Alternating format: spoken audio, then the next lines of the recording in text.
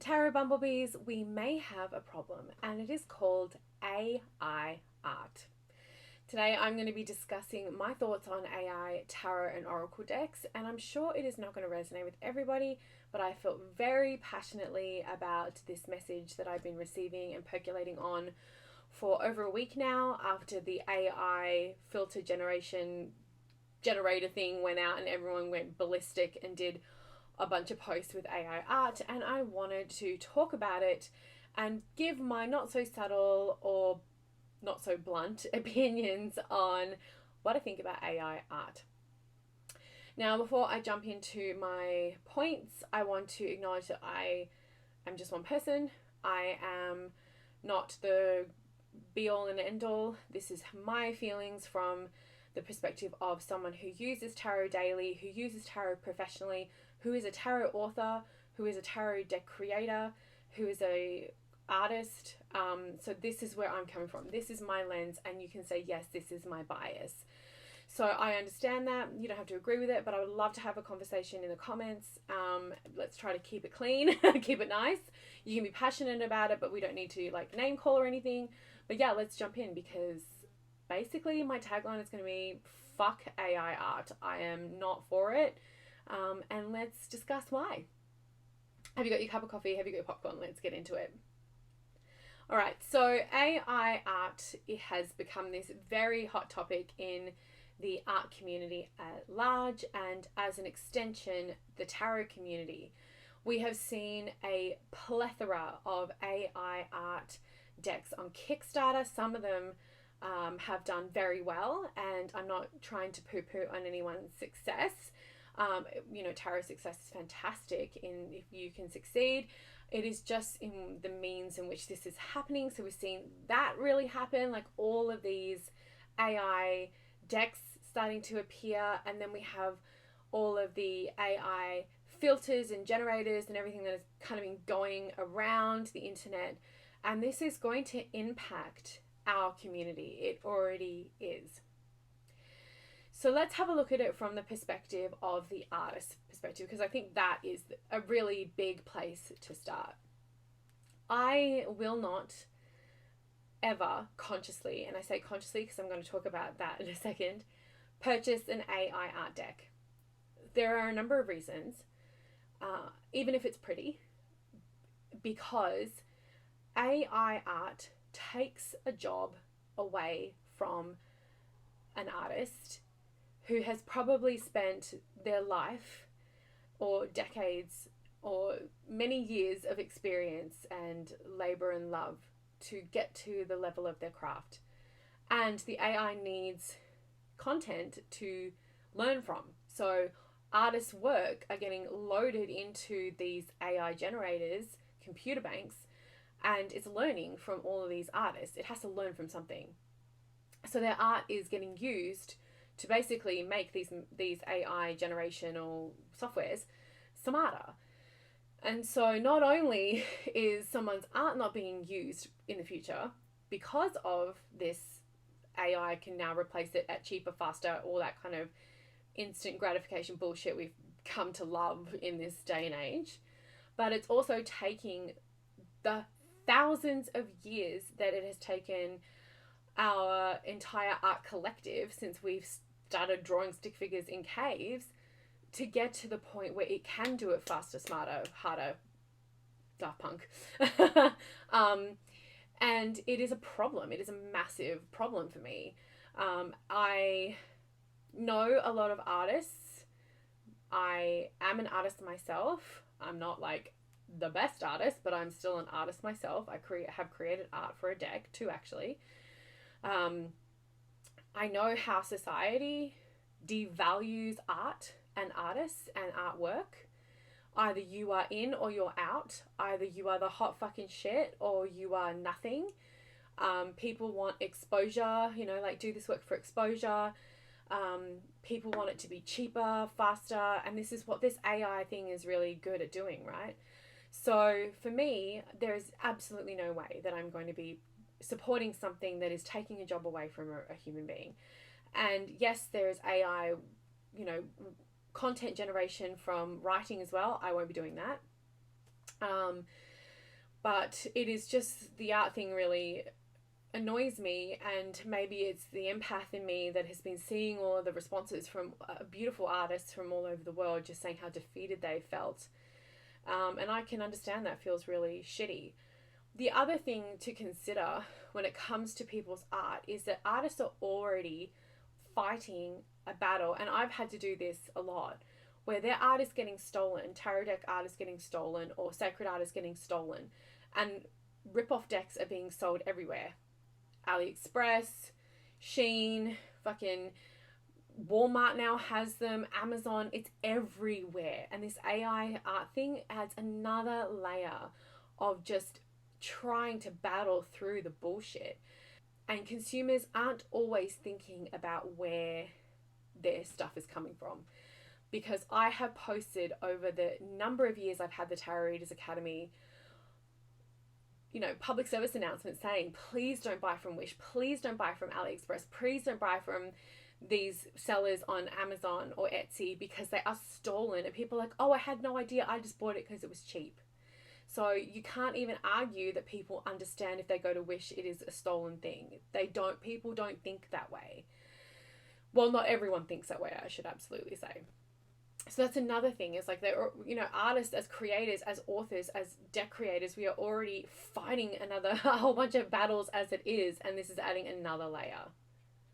And if you think that there is ample opportunity for artists to get contracts with publishers, because tarot is such a big thing right now, you can get a contract with a publisher, you can have your deck published, but it doesn't mean it's going to pay your rent. We lost an amazing talent this year, and I'm talking about Poppy, and I love her decks. I have both of them, or the two that I have. One is like an original back from like the day, because I've been doing this forever, and it was so heartbreaking when the Everyday Enchantment Tarot came out, and she said that she couldn't even pay her rent. She couldn't pay to put the basic stuff that she needed to survive off of the years of work it took her to create that deck. That's a problem. And now we have this AI generation issue. So if that's just one artist, I can imagine how many other people are sitting in this situation going, oh shit, well, what's the point? So that's another thing to consider, that when you have a publisher or when you produce something, the production cost is so high, and then there's like shipping and taxes and handling and like all that stuff. It doesn't mean you're walking away with all that money. It means that there's a very small pool of funds at the end of it. And so that's also another thing I would love for everyone to consider when it comes to AI decks. Now, I've seen an argument around the internet that says that this is great. This gives people who have ideas and maybe not the funds to hire an artist the opportunity to go and create art and to punch a bunch of information in and see like a whole bunch of concepts. P.S. There is such a thing called a concept artist. And they're shitting their pants right now, a few of them. And rightfully so, I would be scared too. Now, this is true. It totally can be an access point. I'm not denying that that is a point. The issue I have with that argument is that art is a skill. Being a artist and being good at what you do is a skill. There's a couple of things that bug me about that. Firstly, we can't do everything. We can't be a master of all trades in this lifetime. Think of it as when you're gaming or when you're playing a video game and you have a skills tree. When you choose one, the tree blocks off the rest of the skills. Like, you don't have access to the rest of the skills now because you've chosen one. Life is like that. You choose something, and because you're choosing to put your energy in this thing, the other thing isn't getting done. So that is life, right? And if you want to learn something, if you want to learn how to be an artist, take the time to learn the skill. I am not at the level of artist I wish I was. I wish I was at the level of art of the people that I hired to do my decks. I wish I was at the art level of Stephanie Law. Amazing. I ain't that though, and I know, because I have not dedicated the amount of time that those people have to create that. That is not my container this lifetime. This is not where I've been putting my time. But I improve every time. I find my style every time I try. So I just want to say to that, get the fuck out of here. Like, things, paper and pen, cheap. Paper and pencil, cheap. Watercolor, $2 store, $1 store. Like, I'm sorry, I feel like that argument is really coming from this disposable fucking point of view, this disposable, quick, instant gratification society that we are a part of, and I ain't here for it. Because yes, it does give a lot of people access to stuff, but it's not the stuff. It's not the like, look at all these options, look at all these pretty instant options. It's the process in which people are going about it to do that. There's a fucking thing called Fiverr too. Like, you can go to Fiverr and find people to do concept art for you for pretty cheap. So I'm sorry, I don't buy that in the crazy big economy that we are in for freelancing, that is a big enough excuse to use AI. My next thing is, I think AI art looks soulless. I know it's going to get better, it's going to get cleaner, it's going to learn more, it's AI. But I just think it looks soulless. I don't think it holds the same space. And again, the prettiest decks that I've seen, and I've seen some pretty ones, still don't feel the same way. When we create something, whether it is a song, a cake, a cocktail, a person, it is a cauldron. And it is a ethereal experience. It is a liminal experience, pulling all these things in. And I really don't believe that it holds the same energy. And from a perspective that the tarot, if we're looking at it as a just card stock with images and whatever, then okay, I guess you can put whatever you want on there. And art is subjective. We all don't think the same decks are pretty, whatever. But that's just the beautiful thing about art, right? That's not AI. But if we're looking at tarot as teaching us spiritual lessons, I don't know what you can get spiritually out of AI art. I don't know what that is teaching you. No soul has been put into that artwork. No, nothing. And I scope work, so I understand when you're telling an AI art thing to do its thing, that you are telling it what you want. You know, what style, colors, all that kind of stuff. I do that. But when I do that, I'm thinking, okay, the artist is going to come back with a concept, and then we're going to put that together and talk about that co-creation. And we've seen this, you know, we've seen Anna and Avalon do those co-creation mixes when they were working on the Bone Stone and Earth Flesh. We've seen Chris Ann Donnelly when she's doing her work and she's created something beautiful. I've seen when my artists come back, and when I've seen my incredible friends create art, and it's just something so magical. It is something so soulful that I just don't think AI art can really touch it. There could also be a very dangerous or a very conflicting issue with publishers potentially using AI art.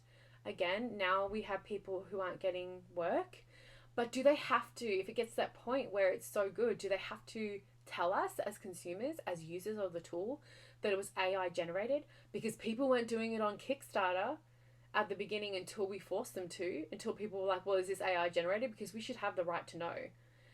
So are they then going to say, hey, we can make more money using AI art. We don't have to pay an artist, which is where they put most of their money on decks, by the way, if you didn't know that. Does that mean what we as consumers have to know? I mean, sometimes we don't even know what we're getting inside a deck to begin with. It wasn't, a long time ago, you'd had no idea if the miners were going to be fully illustrated or if they were Pip. And Pip is fine. That's fine if that's what you want. But if you don't, and you thought it was, and the back of that box said fully illustrated, and it wasn't fully illustrated when you opened it, now are they going to be doing AI art and taking a bigger cut, and then that is it? We're like, okay, well, great. Now what? That's another thing to consider, and I would love to hear what you think about publishers possibly being able to access it.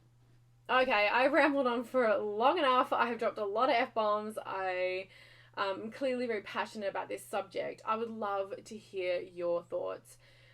And it's okay to change your mind, by the way. It's okay to have gone like, oh, I thought this was cool, but now I've thought about it a little bit more. I no longer think it's cool. Or you could just be like, fuck it. I don't care. It's pretty. I want it. And I'm getting it. That's your choice. But are you going to back Kickstarters? Are you going to use the decks? How do you feel about publishers possibly using it in the future? How do you feel about it if you were an artist and your art was being used to feed this AI monster without your consent? Even if you are a drop in the ocean, you're still a drop. You know, I know art is a huge thing, but that's still someone's life work. I would love to hear your thoughts in the comments. Let me know. But I want to let you all know, never going to happen when it comes to my decks. I'm never going to use an AI art generator to create anything. Not going to happen. I'm not going to use art, not going to use AI text. Nope. Let me know in the comments below your thoughts, and I'll see you next time.